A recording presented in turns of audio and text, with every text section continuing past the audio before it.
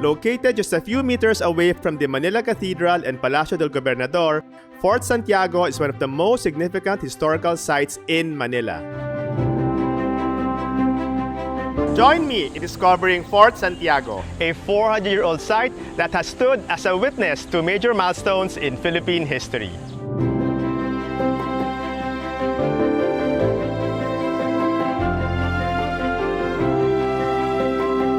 We begin at Plaza Marianas, this open, expansive space that greets visitors upon entry at the fort. Here are numerous structures, including the Baluartillo de San Francisco Javier. It served as one of the walled city's seafront defenses and storage chambers in the Spanish colonial era. During the Second World War, it was turned into a prison cell by the Japanese military. Today, it houses the Intramuros Visitor Center and several shops. This is a reducto, an independent structure outside the walls that serves as the first line of defense.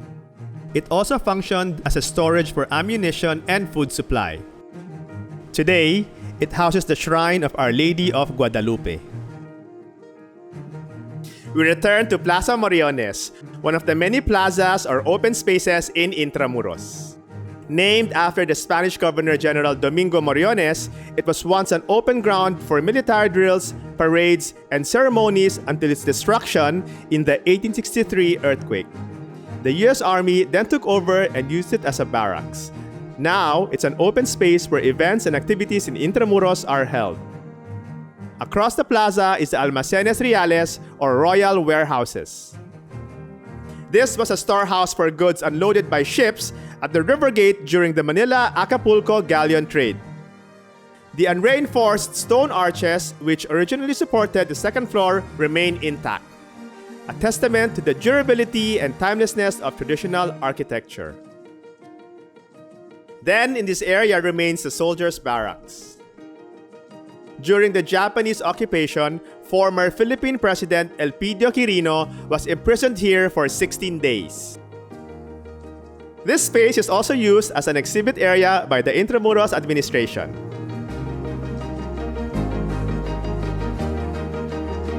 This brass plaque contains a roll of honor and the list of survivors of Filipinos incarcerated inside Fort Santiago during World War II.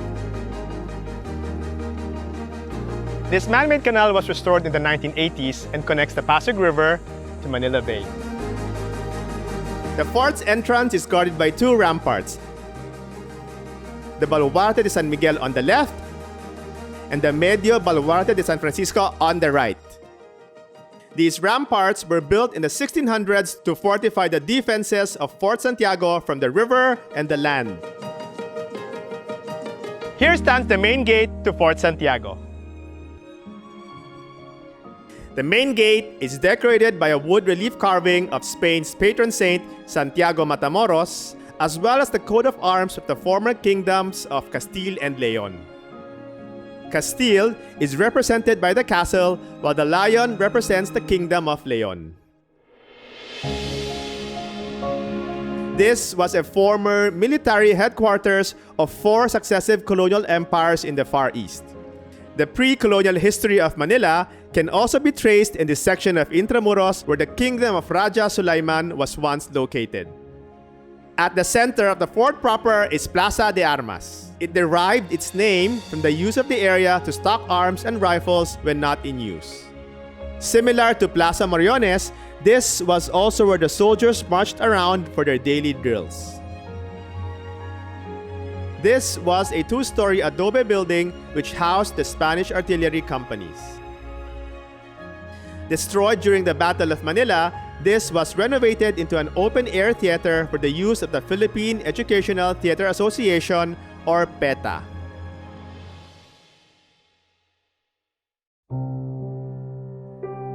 The main room of the soldiers' school was converted into a chapel cell for Jose Rizal,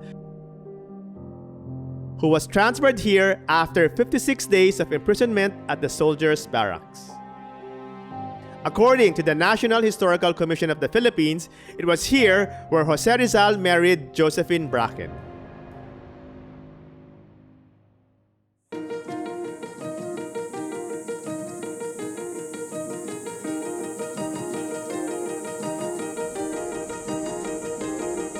This passageway, the Postigo de la Nuestra Señora de Soledad, was the main access of Fort Santiago's occupants to the Pasig River.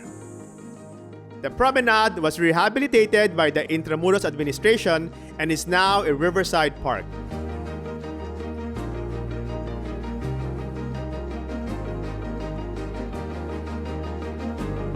Here stands the Rizal Shrine.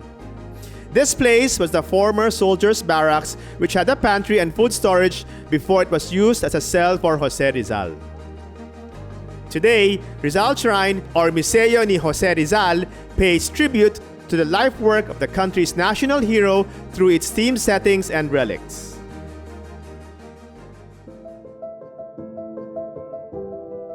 Now, we enter the dungeons. These used to be gunpowder magazines before being converted into prison cells. After the Battle of Manila in 1945, 600 decomposing bodies of prisoners were found here.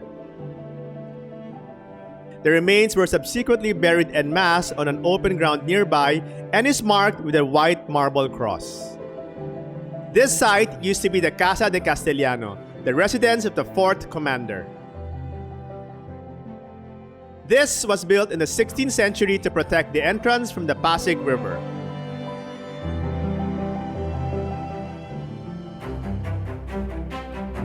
The ground floor of the Baluarte de Santa Barbara has recently been converted to an educational facility known as the I Make History Lego Education Center.